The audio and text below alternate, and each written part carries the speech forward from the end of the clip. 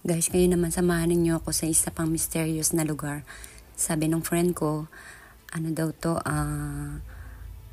matagal na daw yung tulay pero hindi daw nagbabago yung color.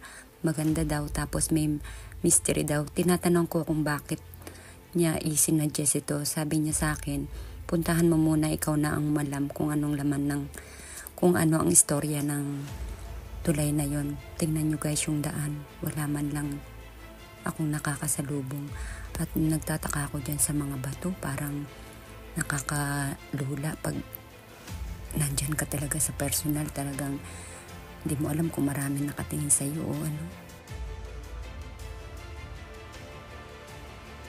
May mga ilan-ilan akong nadaanan ng mga sementeryo dyan guys, at wala masyadong nakatirang tao at kukunti lang yung bahay na napansin ko.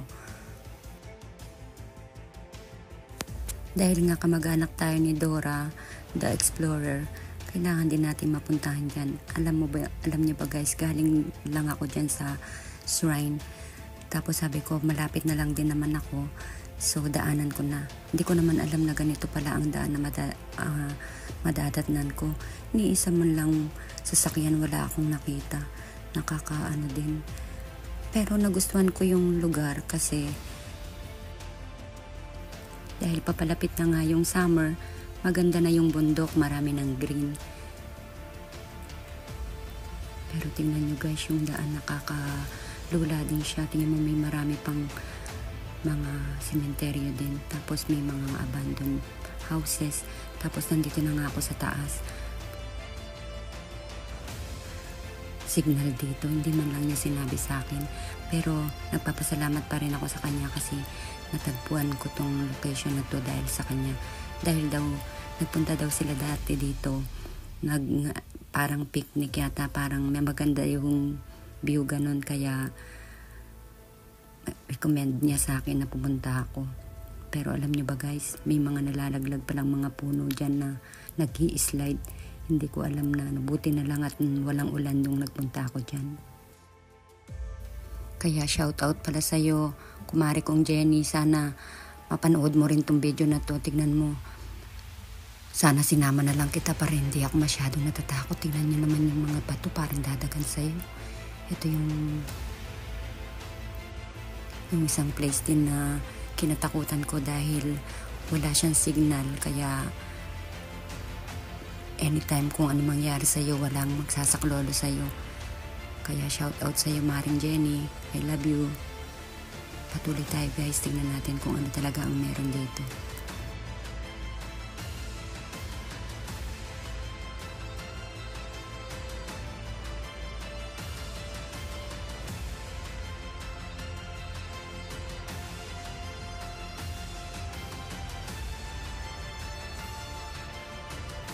Dahil wala na nga ganang dumadaan dito guys, mabako-bako na rin yung daan.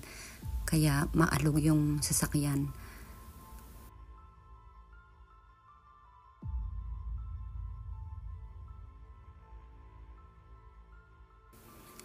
Banda rito guys, iba na talaga yung nararamdaman ko. Lalo nung nakita ko tong tunnel na to, parang sobrang creepy niya. Alam niyo pa, pagpasok mo dyan, iba. Kasi gawa lang din niya ng parang kamay lang, yung masul-masul. Ano ba yun? Yung pasapok-pok lang ganun, hindi siya machine. Nandito na tayo sa location guys. Kaya tingnan natin kung ano ang meron dito. Pwede ka daw mag-picnic dito, pero siguro para sa akin hindi siya pwedeng i-recommend sa mga may dalang bata, lalong-lalo na walang signal dito. Kung mga lahat kayo mga adult na, I think it's better na pumunta dito. Kasi magtakbuhan man kayo, matatanda kayo, hindi pwede yung mga bata. Ito palang place na to guys, merong isang mapambuli na pare or obosang sa area na dyan.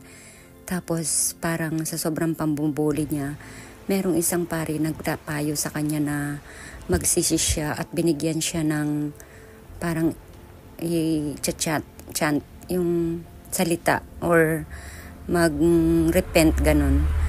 Tapos, alam nyo ba, dito daw siya natagpuan sa bato na to, na nakayuko yung si Genta na namatay na. Tapos, yung pare na isang nagpayo sa kanya na mag-repent dahil sa awa niya, nilagay daw niya yung damit niya na parang yung mga damit ng mga pare ganun, nilagay daw dyan sa taong yun na namatay. Tapos bigla daw yung si Genta ay naging ahas daw na puti, guys.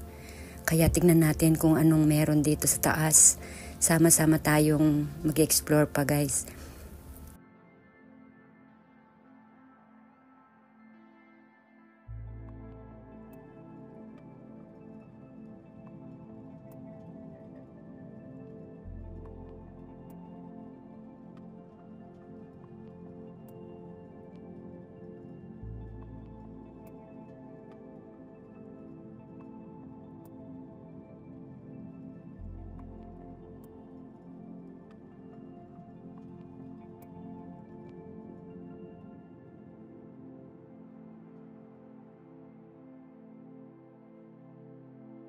Kaya guys, meron pa tayong part 2. Sana magkita-kita pa tayo. Sa mga hindi po naka-follow, pa-follow na lang po.